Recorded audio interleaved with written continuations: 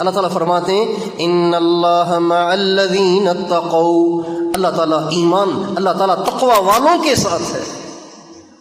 واصبر وما صبرك الا بالله ولا تك في ضيق مما يمكرون ان الله مع الذين اتقوا والذين هم محسنون. کفار قریش سازشیں کرتے تھے، پلاننگ کرتے تھے، منصوبے بناتے تھے، پروپیگنڈے کرتے تھے. اللہ تعالیٰ ہمارے نبی سے کہہ رہے ہیں ولا تك في ضيق مما يمكرون، تنگ دل نہ ہو ان کی سازشوں سے. اگر تمہارے ساتھی متقی ہے تو اللہ تمہارے ساتھ ہے، ان کی تدبیروں کو اللہ انہی پہ لوٹا دے گا.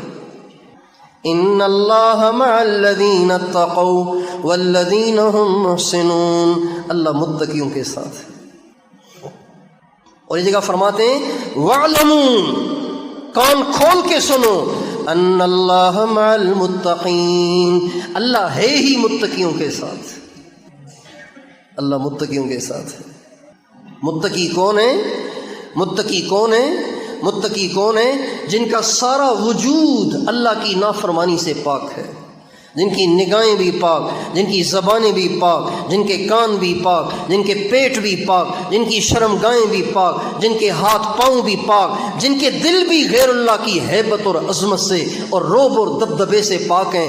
ان کے دل میں اللہ کے سوا کسی کی عظمت نہیں، اللہ کے سوا کسی کی بڑائی نہیں، وہ کسی سے نہیں ڈرتے، وہ صرف اللہ سے ڈرتے ہیں. الذین یبلغون رسالات اللہ ولا یخشون احدا الا اللہ، جو اللہ کا پیغام لوگوں کو پہنچاتے ہیں، اللہ پاک کے علاوہ کسی سے نہیں ڈرتے.